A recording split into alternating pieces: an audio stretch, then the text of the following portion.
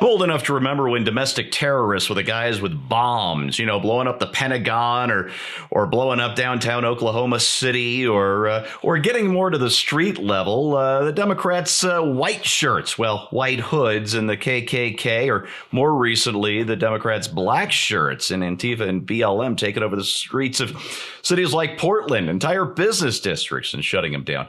Well, update your Newspeak dictionaries accordingly, because apparently domestic terrorists will soon include anybody who voted for the loser in the last election. Hey, everybody, I'm Steve Green, and this is Bill Whittle and Scott Ott on Right Angle, brought to you by the members of BillWhittle.com. Bill, I want to bring to you something I just read in the Washington Monthly, and this is just one major story out of many that I've stumbled across in the last couple of weeks. The writer there says the insurrection, and that's the word Joe Biden used on about the January 6th riot. The insurrection isn't over. Congressional Democrats have been briefed on a possible armed attempt to surround the Capitol, and according to HuffPost Matt Fuller, perhaps even killing Democratic members of Congress so that Republicans could take control of government. That's not how it works here, by the way.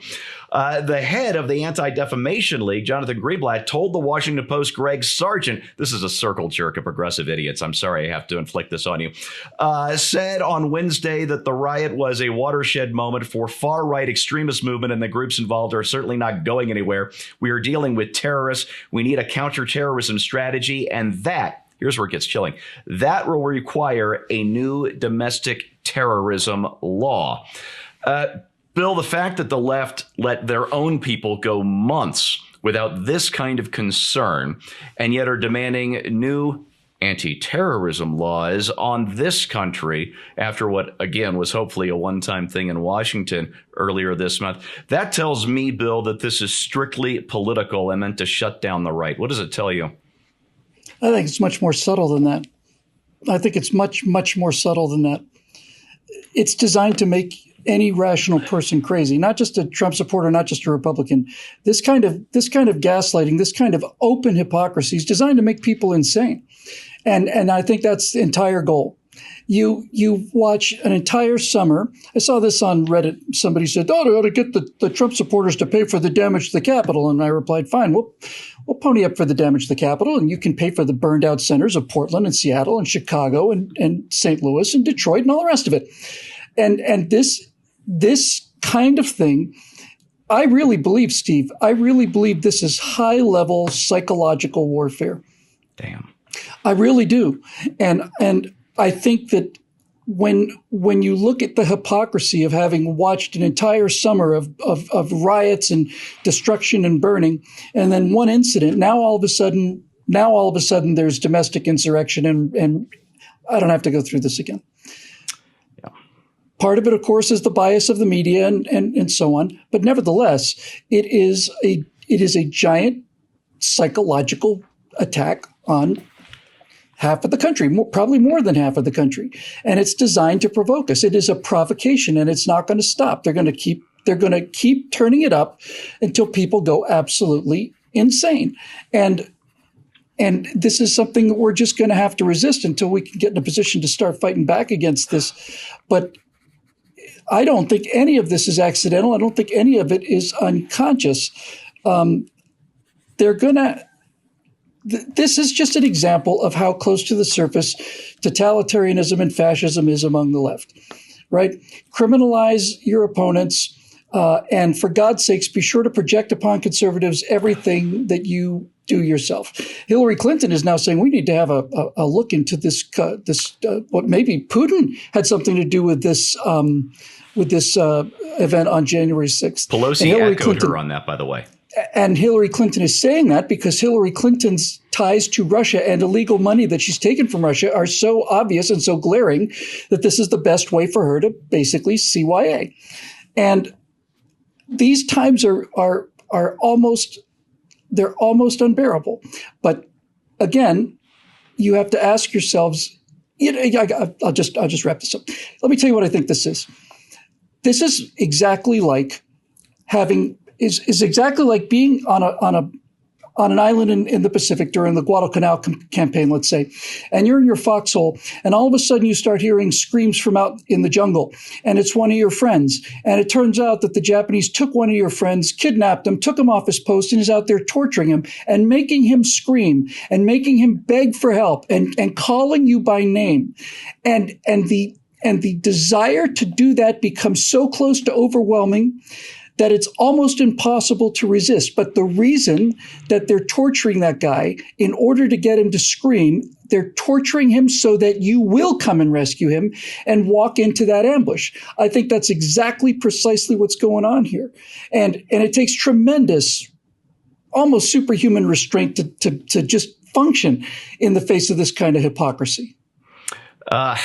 Bill, I'm afraid you're right. Scott, it's not just, crazy right-wingers like me who are nervous about this kind of thing. And when I say this kind of thing, I mean the increasing talk among Democrats, including the Biden administration, about some kind of new domestic terrorism law.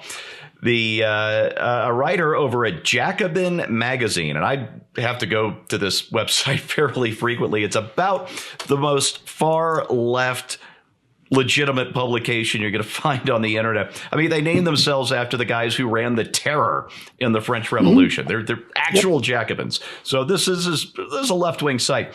One of their writers said earlier this week, Joe Biden used to brag that he practically wrote the Patriot Act, the Bush-era law that massively increased government surveillance powers.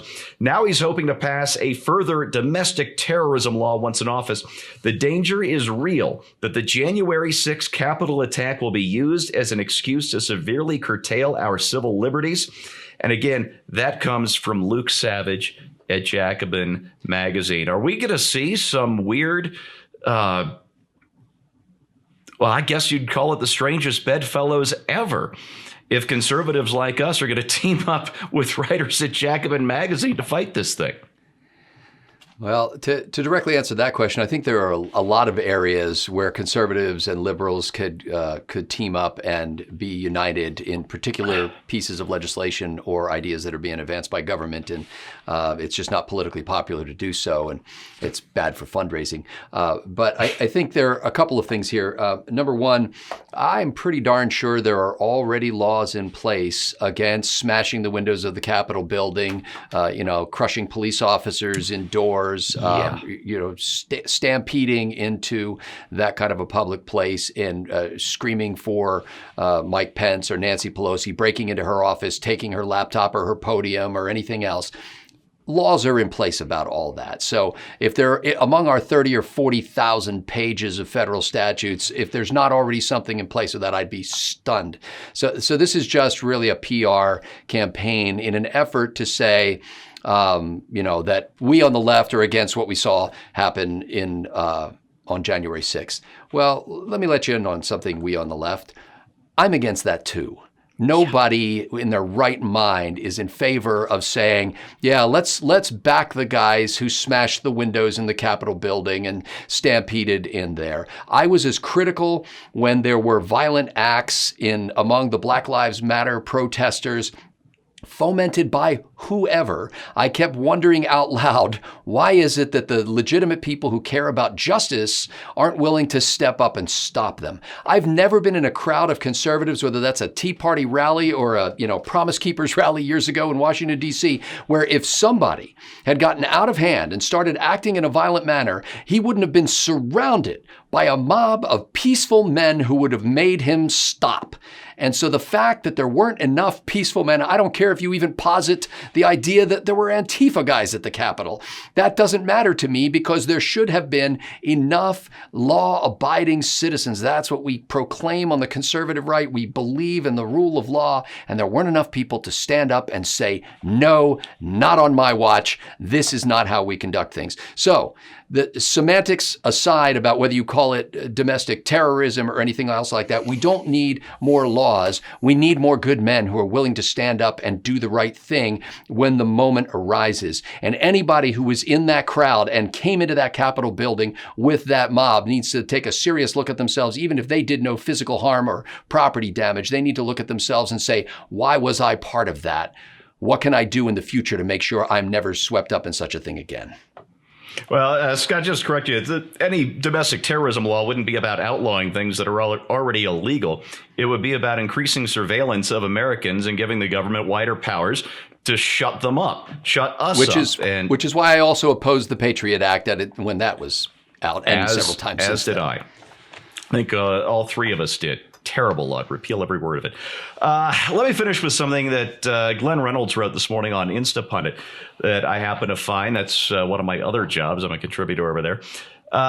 He wrote, so the press and the Democrats, but I repeat myself, are hyping the Capitol invasion as a political game changer. But then, Glenn writes, we see that Biden is only 1 point more popular than Trump in the latest NBC News poll.